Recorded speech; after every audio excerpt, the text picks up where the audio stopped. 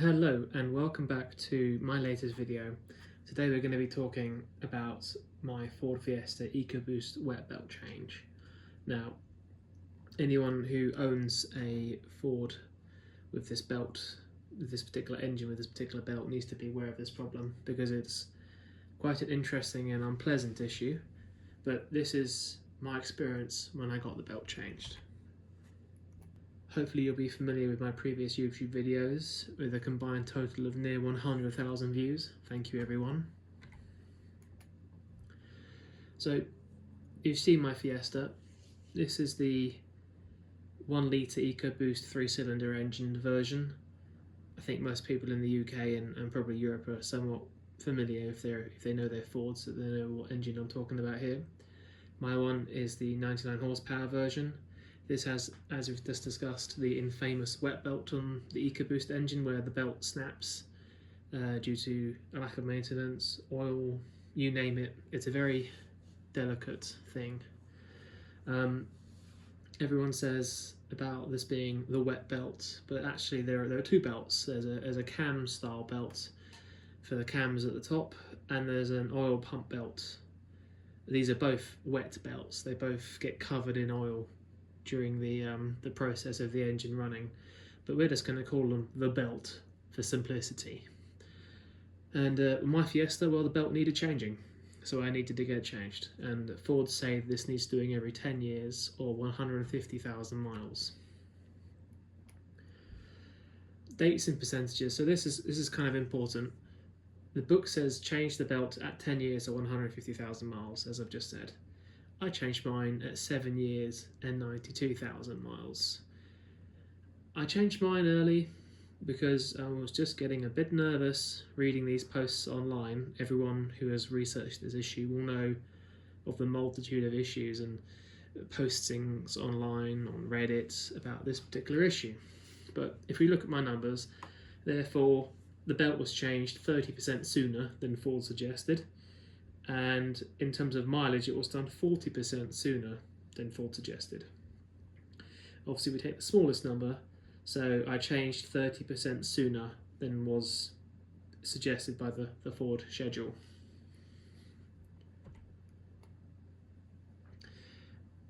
People say that servicing these things is the most important thing you can do to prolong the life of the belt, and everyone says, you know, you can't just put 10W40 in these things. You have to use the right castor oil with the Ford specifications.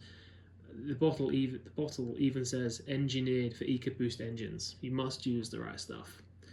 I believe this, and to an extent, I do still believe this. However, what I found changed my mind. My Fiesta, for the majority of its life, has had 6-month oil changes, or approximately 8,000 miles. I've owned this car since 14,000 miles, so it's currently on 82k, so I've had it for about 85% of those miles. The handbook says, this is another terrible thing, the handbook says you only need to service it every 2 years or 18,000 miles, which is quite shocking really if you think about it. 2 years, 18,000 miles I kind of get, but anyway. This is the actual handbook that came with the car. I've scanned this, and mine is the highlighted one. Note, of course, the sloppy highlighting, the dealership special. In my opinion, 2 years is way too long to leave between services. Now, I've already kind of touched on why the belts fail, why the Ford EcoBoost engine is infamously known as the EcoBoom engine. I've asked ChatGPT because ChatGPT is quite good at reading all the sources and summing them up, and this is what ChatGPT has said. I don't disagree with anything here apart from the red one. ChatGPT is of course still not perfect, and it's clearly missing a trick here because you cannot visually observe the belt. It is wholly encased within the engine. There is no service hole to inspect said belt, so not everything that ChatGPT says is sensible. So, what's your conclusion so far, having heard about how I've treated this car and this engine? People would say I've overserviced it, I have nothing to worry about. Well, I did get the belt changed. recently, and I've got some photographs to show you. So the first thing I've got to say, these photographs are scans of photographs that the garage printed and gave to me, so that's why the quality is a little bit iffy. Now, this photograph shows the rocker cover removed, showing the top of the engine, and you can see the state of the belt in the bottom corner, which is really quite shocking. You know, that should be a smooth-ish surface, and you can see it's missing chunks all over it. Here we have another shot of the camshaft sprockets. We've already seen the head of this, but now we're looking at the sprockets, and I think it's the tensioner down there at the bottom. And you can see the condition of the belt is also not great really in these photographs. I have a bit less to say about this because there's not an awful lot to see. Sprockets look nice though. This is a shot of the degraded belt. Now, luckily my belt was not missing any teeth. My engine was fine, I should add. I had no problems, I had no oil pressure problems. Everything appeared fine, but I had no symptoms as such. But you can see here, the teeth are all intact, luckily, but there are definitely photographs of missing teeth online, and they do scare me. Luckily, I've avoided this now for a while. So, the belt we saw before was the top belt, the cam belt. This is the bottom belt. This is the one that drives the oil pump. You can just about see the top belt there at the top, and the belt that's not connected is the oil belt. And even here you can see the belt is still really badly degraded. And yeah, this one apparently does not snap as often as the top belt does, but it's still not great, frankly. This is the oil filter at the bottom of the oil pump in the sump of the EcoBoost engine. This is my one. This is typical of what's found with EcoBoost engines. All of that crap in there is stuff that's fallen off the belt and has gone into the oil, sat there, and then been sucked up by the engine oil pump.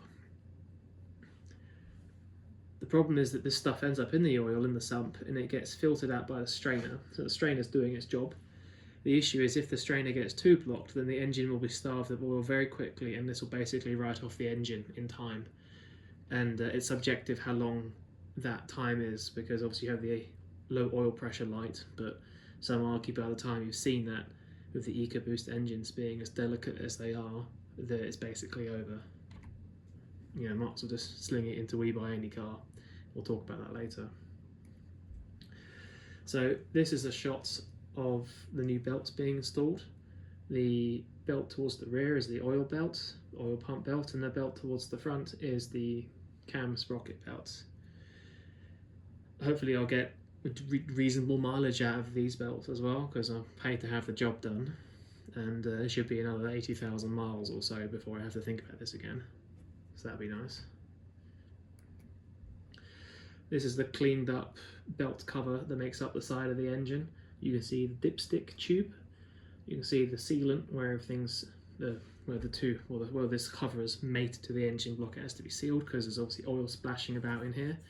And you can even see the solenoid sensors for the camshafts, or the cam sprockets. This is a photograph of a cleaned sump. It's quite funny that you never actually see this really. This is always the other side of the oil change. And you can see just in the bottom there the oil change bolt that holds all the oil in place. This is a photograph of the cleaned up bottom end of the engine, showing the cleaned oil strainer, we saw that earlier, and freshly applied sealant waiting for the sump to be bolted back on.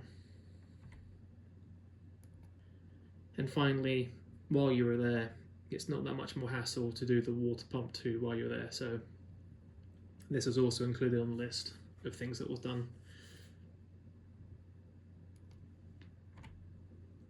So these are the photographs from where I got the garage where I got my belt changed. This garage specialises in changing these belts. They have a whole page on their website about it.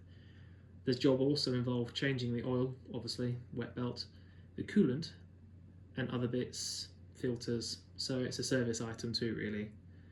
and I don't have to bother changing the oil now for another sort of 8,000 miles or 6 months. The job cost me 1,400 quid. That's quite a lot of money. Colleagues in the office were joking that I could basically have got myself a deposit down on a new car for that, which is true.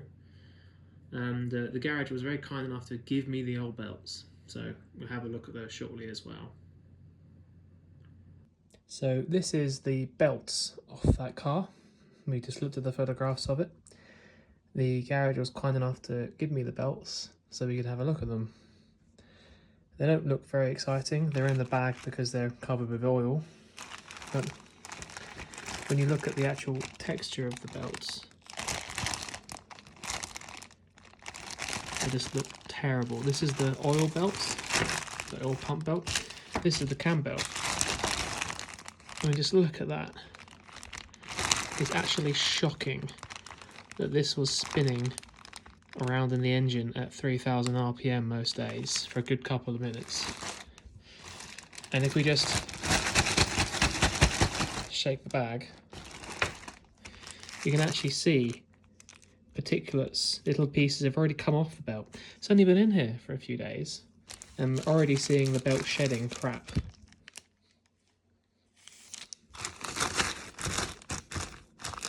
And the same here too. So this is really, really shocking. The belts were in terrible condition despite my service regime. It's impossible to really know how long these belts will last. It all depends on a series of factors that people don't really consider: the oil grade, how often you change the oil, do people keep records of these things when they sell a car or part exchange it? Not really, no. I've come to the conclusion that I would never want to buy an EcoBoost engine second-hand after it's, say, more than 5 years old, because you have no idea of knowing how badly it's been treated. There are many anecdotal stories about people having this issue, having an engine starvation, an oil starvation problem. Cleaning the sump, cleaning the strainer, and just shooting it off to We Buy Any Car or Motorway just as the belt's about to fail, because it just costs too much. You might as well get some more money for your vehicle. This is easy for the owner of the vehicle with the problem, but it really poisons the second-hand car market for these vehicles. And that's really quite sad, because I think most of the economy runs on people driving second-hand or third-hand cars, really.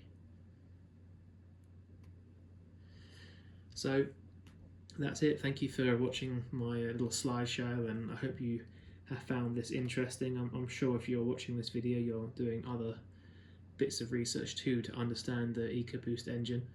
And we didn't go into the politics of the decision to use a wet belt or anything like that, but this is just a summary of what I have found. And I hope it's interesting, and if you did like it, then do subscribe, and I'll see you on the next video. Thank you for listening to my ramblings.